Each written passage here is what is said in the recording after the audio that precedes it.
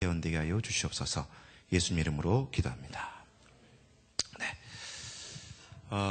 서울에 있었을 때 겪었던 얘기입니다. 전철을 타고 많이 움직이다 보면 내 옆에 누가 앉느냐가 되게 중요해요.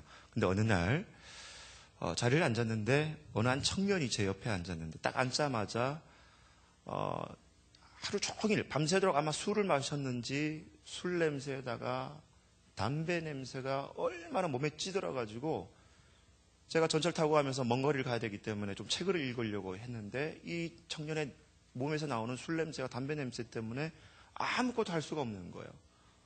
좀 다른 데 가줬으면 좋겠는데 아무리 주위를 둘러봐도 내가 옮길 만한 자리는 또 없는 거예요. 한 시간여 남짓을 이 청년하고 움직이는데 너무너무 힘든 거예요. 그러다가 문득 그 청년에 대한 불만을 생각하면서 제 마음속에 어떤 생각이 드냐면 지찬아, 동아야, 너한테는 무슨 냄새가 나니? 라는 성령님의 질문이 제 마음속에 던져지기 시작했어요. 고린도후서 2장 15절에 보다 보면 사도 바울은 그리스도인들, 하나님의 성도들이 내뿜어야 될 냄새가 뭐냐고 정의했냐면 하나님께 바쳐지는 그리스도의 향기라고 표현했습니다. 여러분이 올 1년을 어떻게 살아왔는지 모르겠지만 여러분 삶을 통해서 이 그리스도의 향기가 드러날 수 있기를 주의 이름으로 축복합니다. 1년이 다 지나갔어요, 여러분. 2014년도에 무엇이 기억납니까? 저도 1년 동안 뭐가 일어났는지 너무나 많은 사건들이 일어나서 좀 뒤져보다가 2014년도에 10대 뉴스를 잠깐 정리해봤는데 방송을 한번 띄워줘 볼까요? 첫 번째로 잘 알다시피 너무나 안타까운 사건이었죠. 세월호 참사가 있었죠. 전 국민의 분노를 샀던 사건이기도 했고 너무나 안타까운 생명들이 이 세상을 떠났던 슬픈 사건이었습니다. 두 번째로는 여러분 청와대 비선 의혹과 문건 유출 파문 때문에 요즘 되게 시끄럽잖아요. 세 번째로는 여러분 우리 잘 알고 있듯이 프란치스코 교황이 방한하면서 또 이슈가 있었던 것.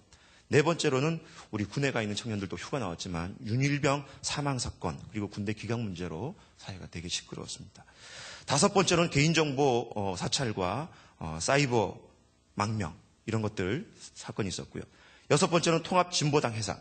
얼마 전에 헌정 역사상 처음으로 이 통합진보당이 해산되는 일을 겪기도 했고 월드컵 그리고 동계올림픽 아시안게임 굵직한 스포츠 일들이 있었습니다.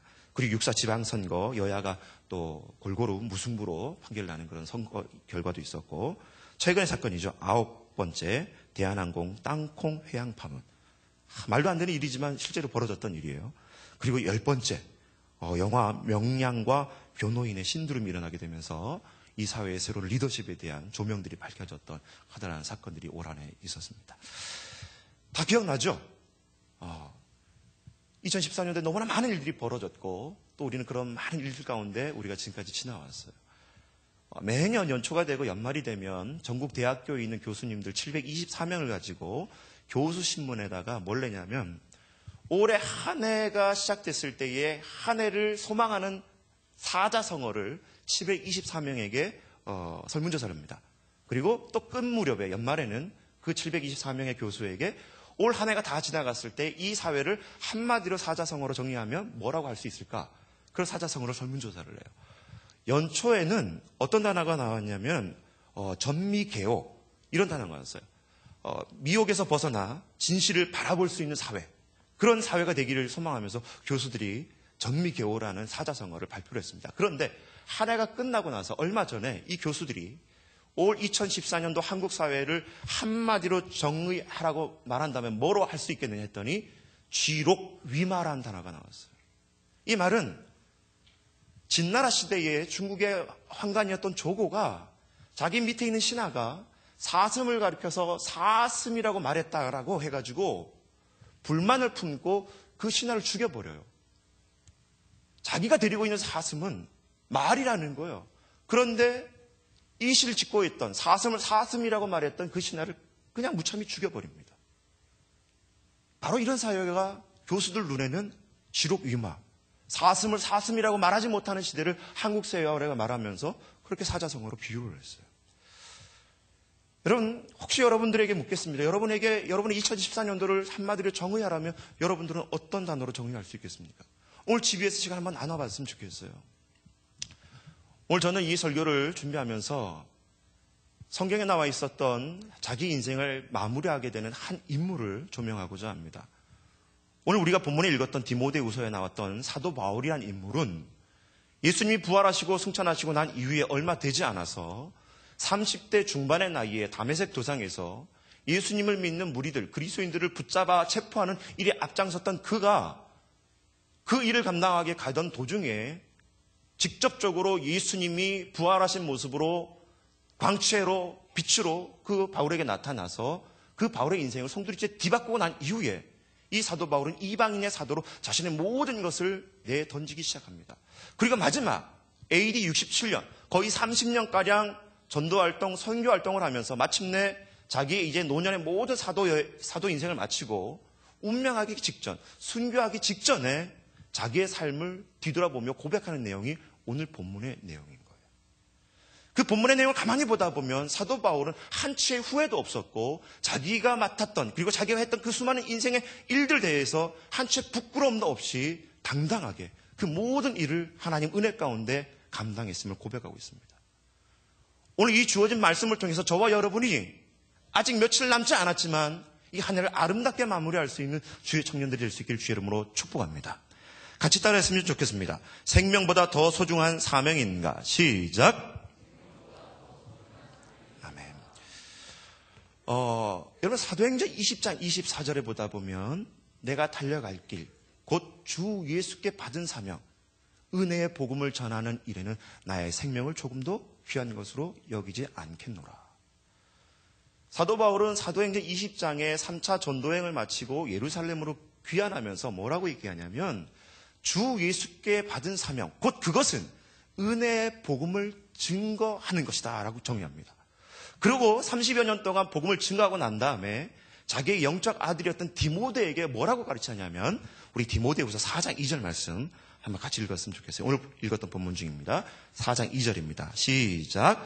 너는 말씀을 전파하라. 때를 얻든지 못 얻든지 항상 힘쓰라. 범사의 오래 참음과 가르침으로 경책하며 경계하며 권하라. 사도 바울은 30여 년간을 주 예수께 받은 사명 은혜의 복음을 증가하는 일에 모든 것을 쏟아부었습니다. 그리고 그 인생을 마칠 때 자기의 영적 아들이었던 디모데에게도 똑같은 얘기를 하고 있는 거예요. 때를 얻든지 못 얻든지 뭐하라. 하나님의 말씀을 전파하라. 여러분 그러면서 이 영적 아들이었던 디모데에게 이 말씀을 하면서 자기 얘기를 하고 있는 거예요. 사도 바울은. 6절을 같이 읽겠습니다. 6절 말씀 시작. 전제와 같이 내가 벌써 부어지고 나의 떠날 시각이 가까웠도다. 7절의 말씀, 6절의 말씀보다 보면 전제라는 단어가 나옵니다. 이 전제는 로마에서는 태양신에게 제사를 드릴 때 제물을 잡아가지고 맨 끝에 그 제사 의식이 뭐냐면 그 제물 위에다 술을 부어요. 이걸 전제라고 그래요. 그리고 유대사회에서는 희생물을 잡고 나서 그 제물을 불태우고 나서 맨 마지막에 그 잡았던 동물의 피를 그 제단 위에 뿌리는 것이 전제라고 표현되어 있어요. 다른 말로 말하면 마지막 피 한 방울 마저도 하나님을 위해서 쏟아붓겠다는 거예요. 마지막 피 한 방울까지도. 자기의 삶이 마치 지금 로마의 감옥에서 얼마 있다가 죽을 인생이지만 내 남은 마지막 그 순간까지도 하나님을 위해서 드리겠다고 하는 결연한 고백이 사도 바울에게 묻어나고 있는 거예요. 그리고 그러한 삶을 또 다른 비유로 하고 있는데 7절 말씀 같이 읽겠습니다. 시작. 나는 선한 싸움을 싸우고 나의 달려갈 길을 마치고 믿음을 지켰으니. 자기의 인생, 전제와 같은 인생, 그리고 뭐라고 비유하냐면 선한 싸움을 싸웠다는 거예요. 선한 싸움이라는 것은 여러분 군대 용어입니다. 원문으로 따져 들어가면. 자기를 전쟁터에 사용하기 위해서 불러준 대장을 위해서 자기의 생명마저도 아끼지 않고 그 생명을 던질 수 있는 각오가 되어 있는 군인이 말하는 단어가 선한 싸움이라는 거예요. 전쟁 용어예요. 그리고 선한 싸움 다음에 어떤 단어를 썼냐면 나의 달려갈 길이라고 표현했습니다. 달려갈 길. 이 단어는 마라톤을 얘기하고 있는 거예요. 긴 인생을 얘기하고 있는 것입니다. 내가 달려갈 길, 여러분 마라톤이라는 것을 뛰어본 사람 알겠지만은 꼬린 지점이 어딘지 정확히 알아야지만이 제대로 뛸 수가 있는 거예요. 어느 경기를 보다 보면 마라톤 선수가 중간에 이 반환 지점을 잘못 알아가지고 엉뚱한 데로 튕겨나가는 선수도 있고 얼마 전에 실제적으로 일어난 일이었지만은 1등을 제외하고 2등부터는 꼬린 지점을 착각해가지고 몇백 미터를 남겨놓고 들어가지 못해가지고 꼬린 지점을 잘못 착각한 나머지 그만 모두가 실격된 사건도 있었다는 거예요. 자기 인생이 어디가 꼬린 지점이고 어디가 목표 지점인지 사도 바울은 정확히 그것을 알고 지금까지 달려왔다는 거예요. 그렇게 선한 싸움을 싸우고 그 다음에 나의 달려갈 길을 다 갔더니 뭘 지켰다? 믿음을 지켰다는 거예요. 여러분, 오직 의인은 믿음으로 말미암아 살 줄 믿습니다. 그 믿음으로 살게 되는 법은 선한 싸움을 싸울 줄 알아야 되고요. 나의 달려갈 길이 무엇인지 분명히 아는 사람만이 믿음을 지킬 수 있다는 것입니다. 아멘? 여러분, 그래서 이 선한 싸움을 싸우고 달려갈 길을 다 가고 믿음을 지킬 수 있는 사람이 어떤 사람이냐? 같이 따라했으면 좋겠어요. 하나님의 관계에서 시작. 내가 누구인지를 알아야 된다. 시작. 여러분, 내가 아무리 내가 내 인생을 잘 달린다고 해도 그게 달려지는 게 아니라는 거예요. 사도 바울은 오늘 선한 싸움을 싸우고 믿음에 달려갈 길을 가고 자기의 믿음을 지키고 자기의 인생을 마지막 순간까지 전제로 드릴 수 있었던 이유가 뭐냐면 하나님의 관계 안에서 자기가 누군지 정확하게 알았다는 거예요. 미국의 교육학자 중에 여러분 파커 팔머라는 유명한 사람이 있는데 이 사람이 쓴 책의 내용에 보다 보면 모든 사람이 이 땅에 태어나면서 각자의 소명을 갖고 태어난다는 거예요. 근데 그 소명을 발견하는 법은 들음에서부터 시작된다. 신이 말씀하는 그 들음에서부터 시작되어져서 내가 무엇을 해야 될 건가, 이게 소명이 아니라 신 안에서, 신과의 관계 안에서 자신과의 정체성, 내가 누구인지 정확히 아는 데서부터 소명의 인생이 시작된다는 거예요. 다른 말로 말하면 그 신 안에서 내가 누구인지를 안다는 것은 또 다른 말로 말하면 내 인생은, 그리고 나는 누구의 것인가로 결론이 난다는 것입니다. 사도 바울은 다메섹에서 예수님을 극적으로 만나게 되어지죠. 그리고 30년 동안 전도 여행을 하면서 마지막 순간에 이 고백을 하고 있는 거예요.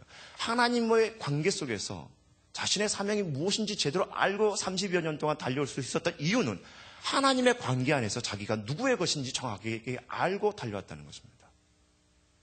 사랑하는 우리 청년 여러분, 오늘 이 예배를 통해서 저와 여러분이 하나님의 것임을 인정할 수 있기를 주님을 축복합니다. 그 인정에서부터 무엇이 시작되냐면 바로 사명이라는 단어가 시작된다는 거예요. 아멘.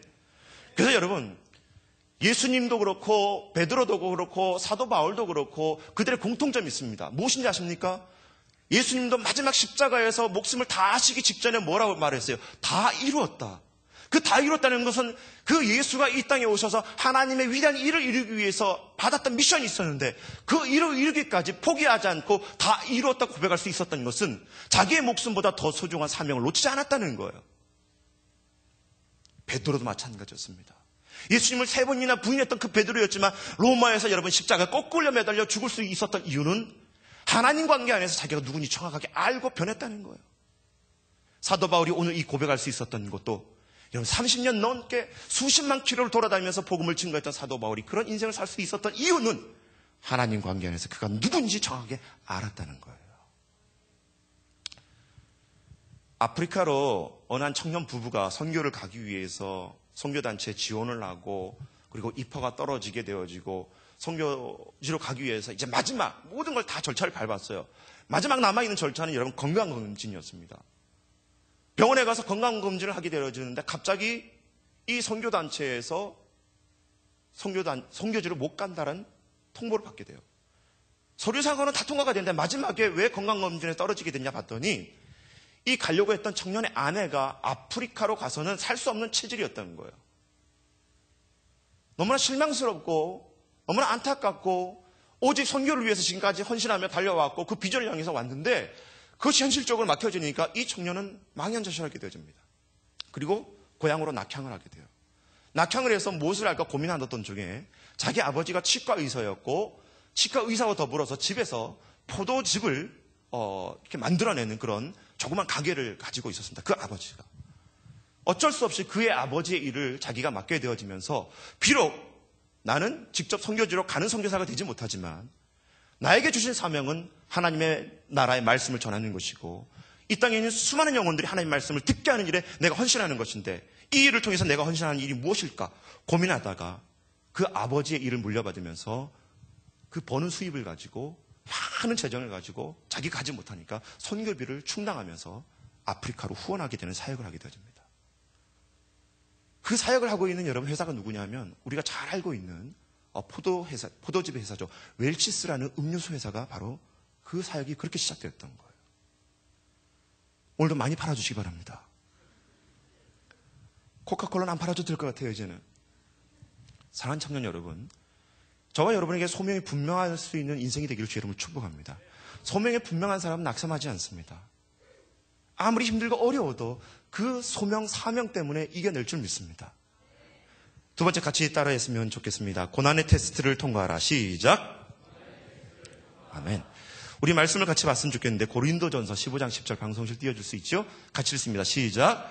그러나 내가 나된 것은 하나님의 은혜로 된 것이니 내게 주신 그 은혜가 헛되지 아니하며 내가 모든 사도보다 더 많이 수고하였으나 내가 한 것이 아니요 오직 나와 함께 하신 하나님의 은혜로라. 아멘. 사도 바울은 나의 나되는 것은 오직 하나님의 은혜로다라고 고백하고 있어요. 로마서 8장 28절 방송실 한번 더 띄워줄까요? 같이 읽습니다. 시작. 우리가 알거니와 하나님을 사랑하는 자 곧 그의 뜻대로 부르심을 입은 자들에게는 모든 것이 합력하여 선을 이루니라. 나의 나되는 것은 하나님의 은혜로다. 그리고 모든 것이 합력하여 선을 이룬다. 이 고백 앞에는 사도 바울이 어떤 상황이었냐면 여러분 고난받고 있었을 때라는 거예요. 로마 교회가 핍박받고 있었을 때라는 것입니다. 편할 때 잊어버리겠다면 여러분 우리가 이해가 가겠지만 사도 바울이 나의 나된 것은 오직 주의 은혜다. 모든 것이 합력하여 선을 이룬다. 이 고백 앞에는 고난과 핍박과 박해의 여러분 사건이 있었다는 거예요. 여러분 누구나 사명이라는 단어는 즐겨하기를 좋아합니다. 누구나 사명 갖고 싶어 하지요. 그런데 놓치고 있는 게 있는데 그것이 뭐냐면 사명이 있을 때 사명을 위해서 치러야 될 대가가 분명하다는 거예요. 누가복음 9장 57절에서 63절까지 말씀을 보다 보면 예수님을 따르겠다라고 나타났던 세 인물이 등장하게 되어집니다. 첫 번째 사람은 예수님께 뭐라고 말하냐면 주여 당신이 어디로 가든지 내가 항상 같이 따라가겠나이다. 예수님께서 뭐라 그래요? 여우도 굴이 있고 공중에 새도 거할 처소가 있지만 인자는 머리 둘 곳이 없다. 그 쫓으려고 왔던 제자를 돌려보냅니다.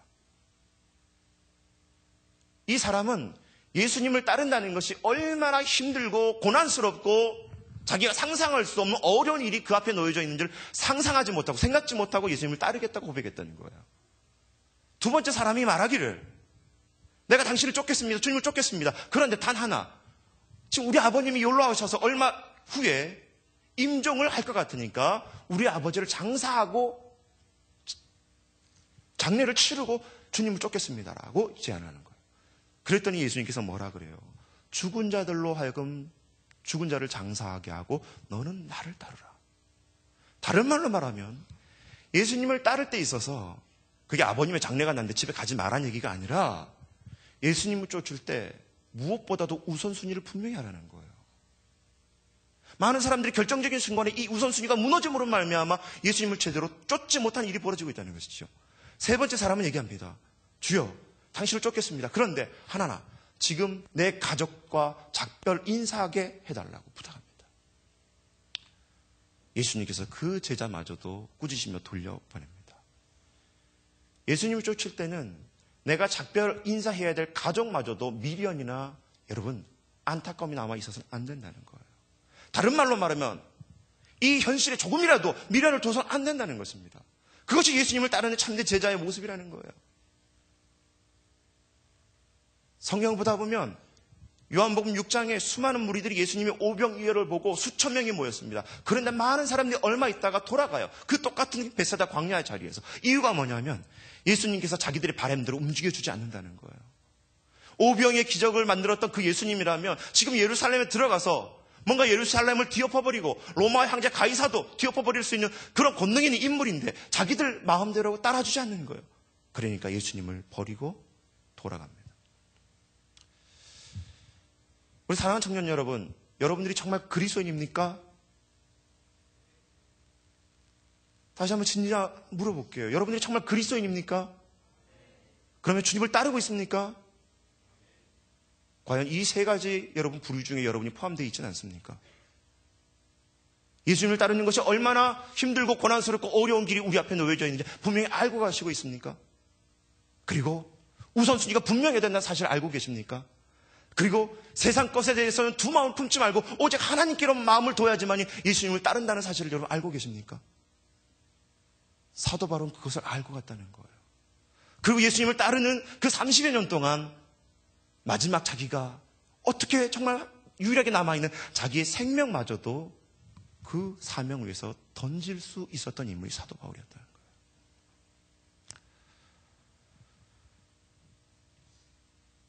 트렌치라는 영국 성공의 감독이 이런 얘기를 합니다.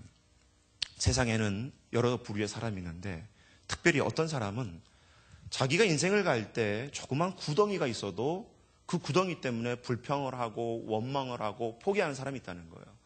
그런데 어떤 사람은 칠흑 같은 어둠 속에서도 아무것도 보이지 않는 상황이지만 조그만 불빛 하나 때문에 감사할 줄 알고 그 불빛에 희망을 걸고 쫓아가는 사람이 있다는 거예요. 어떤 사람은 화려한 궁전의 삶을 살면서도 불구하고 늘 먹을 것 때문에 맛이 없다고 불평하고 늘 남들에게 짜증을 내고 원망하고 그런 사람이 있는 반면에 어떤 사람은 오막살이에 살지만 모든 것이 주님의 은혜로라 하면서 감사하며 살아가는 사람이 있다는 거예요. 여러분은 어떤 사람입니까? 여러분, 사명이 있는 사람은 그 고난 앞에 굴복하지 않게 될 줄 믿습니다. 그렇게 되는 이유가 무엇이냐? 여러분 17절 말씀 같이 읽었으면 좋겠습니다. 우리 4장 17절 말씀 방송 시작. 주께서 내 곁에 서서 나에게 힘을 주심은 나로 말미암아 선포할 말씀이 온전히 전파되어 모든 이방인이 듣게 하려 하심이니 내가 사자의 입에서 건짐을 받았느니라. 17절 말씀에 여러분 보다 보면 뭐라고 기록되어 있죠? 주께서 내 곁에 서서 나에게 힘을 주심은. 18절 말씀 한번 더 읽어보겠습니다. 같이 읽습니다. 시작. 주께서 나를 모든 악한 일에서 건져내시고. 여기까지. 주께서 나를 모든 악한 일에서 건져내어 주시고. 사도 바울은 예수님께 받은 그 사명을 감당하면서도 고난을 겪었어요. 오늘 GBS 하면서 우리가 나누겠지만 고린도전서 11장을 보다 보면 사도 바울이 얼마나 많은 고생을 하면서 30여 년 동안 선교를 했는지 여러분 알 수가 있습니다. 그런데 이 고난을 겪으면서 사도 바울은 포기하지 않았다는 거예요. 그러니까 마침내 인생의 마지막 순간에 이르기까지 그 사명을 감당하고 오늘 이 자리에 설 수 있었던 이유는 주께서 나에게 감당할 힘을 주셨다. 아멘. 그리고 나에게 악에게 이길 수 있는 힘을 주셨다. 아멘. 여러분, 러셀이라는 작가가 러셀이라는 작가가 행복론이라는 책을 쓰면서 뭐라고 얘기하냐면 겸손한 사람은 자기 힘을 겸허하게 평가할 줄 아는 사람이라고 고백했어요. 그래서 겸손한 사람은 자기 힘에 대해서 자랑을 하거나 남용을 하거나 과시를 하지 않는다는 거예요. 늘 신 앞에 겸손하게 무릎 꿇게 돼 있다는 것입니다. 오늘 이 사도 바울은 마지막 순간에 여러분 생각해봐요. 30년 동안 수많은 지역을 다니면서 복음을 증거했어요. 그리고 영적 아들 디모데에게 오라고 하면서 봐라, 너도 나처럼 이렇게 복음을 증거해야 되고 나처럼 살아야 된다고 당당하게 이해할 수도 있지만 사도 바울은 그렇지 않았다는 거예요. 마지막 순간 순교하기 직전에 내가 오늘 이 자리까지 올 수 있었던 것은 자기의 의지와 노력이 아니라 주께서 감당할 힘을 주셨고 하나님께서 악에게 이길 힘을 주셨다.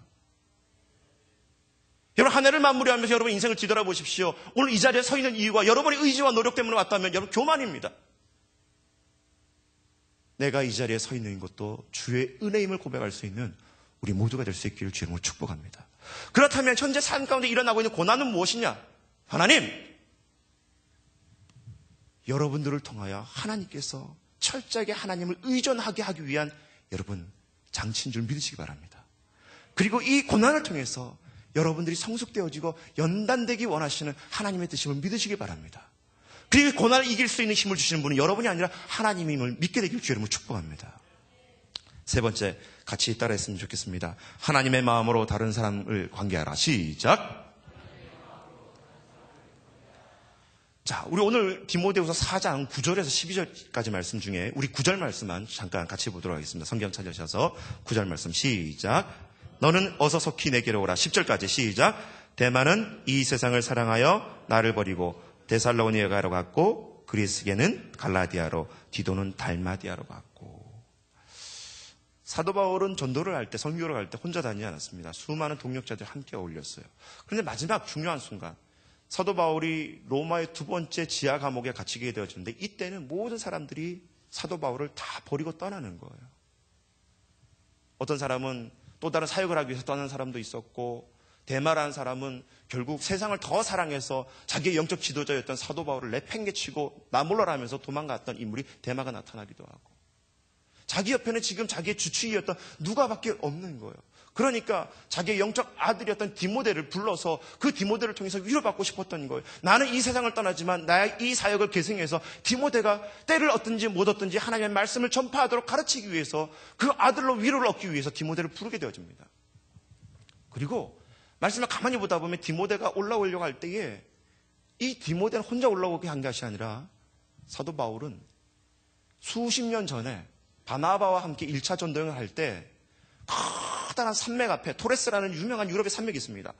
이 산맥 때문에 청년이었던 마가 요한이 그 산맥을 지나가다 보면 도적대들도 많고 강도들도 많고 절벽의 그런 어려움들을 겪을 걸 생각한 나머지 외삼촌이었던 바나바만 보고 쫓아왔는데 그 어려움 앞에 겁이 나가지고 그만 예루살렘으로 돌아가 버려요.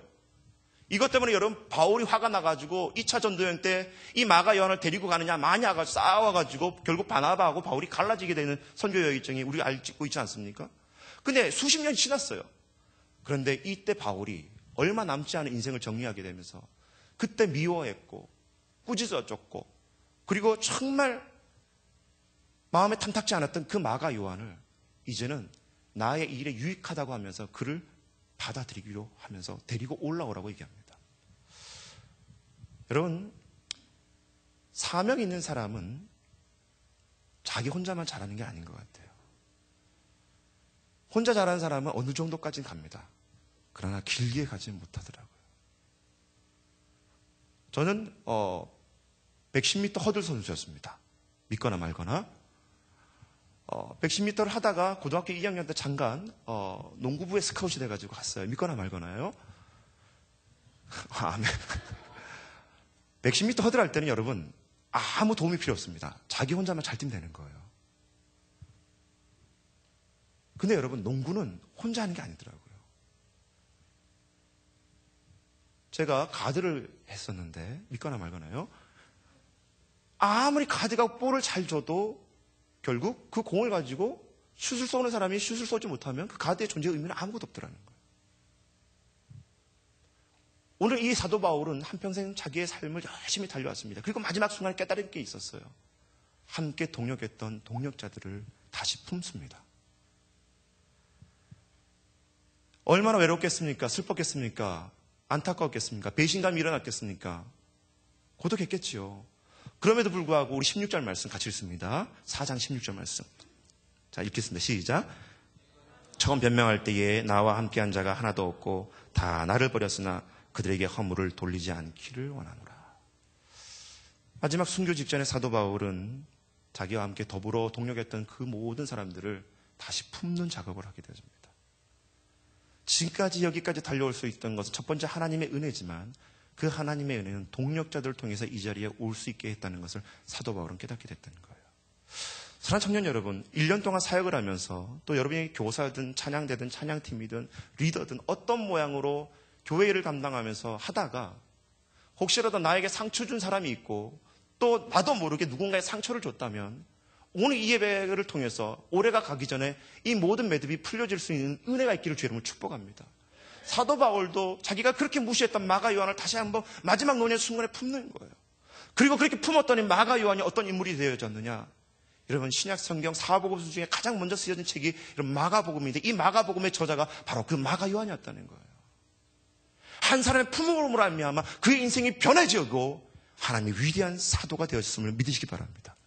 두 번째, 여러분 19절과 22절의 말씀을 보다 보면 사도 바울이 고린도에서 처음 만났던 아굴라와 브리스길라 그리고 에라스도와 같은 수많은 인물들을 일일이 안부를 물으면서 그들을 챙기는 대목이 나옵니다. 오늘날 교회가 여러분 커다랗게 변화됐던 것 중에 하나, 변질되어졌던 것 중에 하나가 뭐냐면 더불어 하지 못한다는 거예요. 동력자들이 얼마나 소중한지 잘 모르고 있다는 거예요. 여러분 내 옆에 있는 동역자가 있다는 것이 은혜인 줄 믿으시기 바랍니다. 우리 고3 학생들 잘 들어봐요. 목사님 잘 봐봐요. 여러분들 만약에 이 자리에 혼자 올라왔다면 여러분 아마 다음 주부터 다시는 안 나올 거예요. 그렇지 않아요? 근데 여러분, 먼저는 작년에 올라온 29기 선배들이 있는 것이고, 그리고 지금 옆에 여러분 30기 더불어 동기들이 있기 때문에 청년부에게 은혜가 있을 줄 믿습니다. 여러분, 동력자를 소중히 여기고 그들을 주님 대하듯이 하나님의 관계가 올바른 사람은 여러분 타인과의 관계에서도 그 문제가 풀릴 줄 믿습니다. 예수님께서 말씀하시기를 내가 너희를 사랑한 것 같이 너희도 서로 사랑하라. 교회가 세상에서 구제하고 봉사하고 천사와 같은 모습으로 섬기는 건 중요하지요. 그러나 제일 먼저는 우리 안에서 예수님이 나를 사랑하신 것 같이 나도 너희를, 내 옆에 있는 사람을 사랑할 줄 알게 될 때 그게 사명 있는 삶인 줄 믿습니다.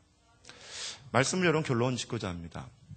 결론 지을 때 제가 갑자기 생각났던 곡이 하나가 있어서 방송실 가사를 좀 띄워줄까요?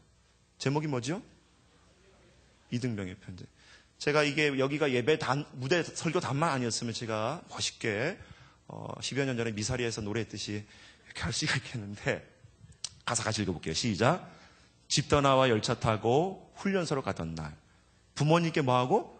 큰절하고 대문 밖을 나설 때 그 다음 가사 가슴 속에 무엇인가 아쉬움이 남는다는 거예요. 그렇지 않아요? 우리 군대 갔다 휴가 나온 두 사람 아쉬움 남잖아요. 근데 여러분 그 다음에 읽겠습니다. 시작. 풀 한 포기 친구 얼굴 모든 것이 어떻다? 새롭다. 그래서 뭐다? 이제 다시 시작이다. 젊은 날의 꿈이요 생이요. 대문 밖을 나설 때까지만 해도 아쉬움이었다는 거예요. 이 좋은 세상 남겨두고 여러분 국가에 부름받아서 군대 들어간 거 얼마나 아픈지 아십니까? 참고로 저는 면제예요. 근데 여러분 잘 보세요. 아쉽고 서운하고 망연자실한 마음이었지만 자기가 군대에 들어가는 그 소명, 사명을 발견했을 때 길가에 있던 풀 한 포기마저도 그리고 친구 얼굴마저도 어떻게 됐다? 새롭게 여겨진다는 거예요. 그래서 나는 이제 뭐라는 거예요? 다시 시작한다는 거예요. 사랑하는 청년 여러분, 2014년 내지 지나갔습니다. 그러나 포기가 아니라 끝이 아니라 새로운 시작이, 새로운 사명의 시작이 되기를 주의 이름으로 축복합니다. 특별히 30기, 고등부의 끝이 아니라 청년부의 시작임을 믿으시기 바랍니다. 그 사명 붙들고 우리 다음 주에 더욱더 건강하게 만날 수 있기를 축복합니다. 같이 기도하겠습니다. 눈을 다 감았으면 좋겠습니다, 여러분.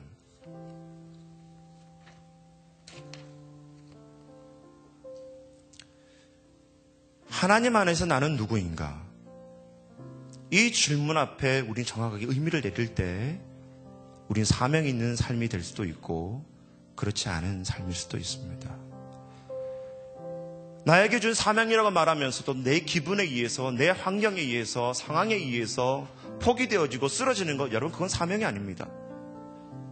사도 바울은 죽을 위기와 고난을 겪으면서도 30여 년 그 선교 일정을 멈추지 않고 자기의 삶이 전제와 같이 선한 싸움을 싸우고 달려갈 길을 다 마치고 믿음을 지켰나라고 고백할 수 있었던 것이에요.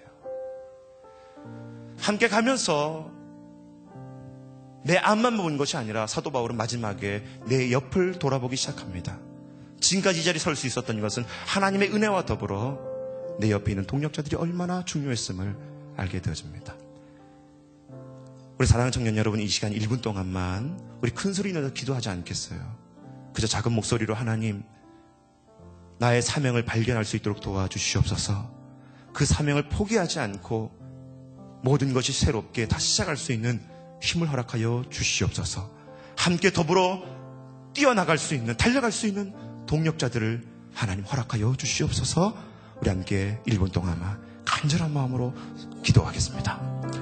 좋으신 하나님 아버지 감사합니다. 이제 달려갈 길, 달려가기 원하는 우리 주의 종들 가운데 사명 있는 인생 되게 하여 주시옵소서. 내 모든 것을 달려고 난 이후에 이 땅의 삶에서는 존재하고 없어지 하나님 동력자들을 가르쳐 주시옵소서. 주님 도와주시옵소서. 은혜를 주시옵소서. 주의 청년들이 사명 있는 삶을 사도 바울과 같이 나의 달려갈 길을 다 마쳤다라고 고백할 수 있는 그런 믿음,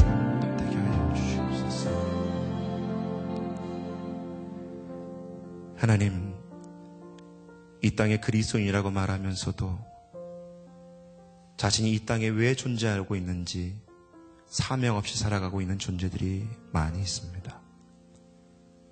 하나님의 일을 감당하면서도 그것이 사명이기보다는 내 기호와 취미와 재미 때문에 하고 있었던 일들이 이제는 사명 때문에 감당할 수 있도록 도와주시고, 그 일을 감당할 때 때론 포기하고 넘어지고 주저하고 싶을 때 이것들을 이겨낼 수 있는 힘주시는 하나님을 바라볼 수 있는 믿음 되게 하여 주시고, 그 일을 감당할 수 있도록 내 옆에 붙여준 동력자들을 더욱더 생각하고 품을 수 있는 그런 사명자들 되게 하여 주시옵소서.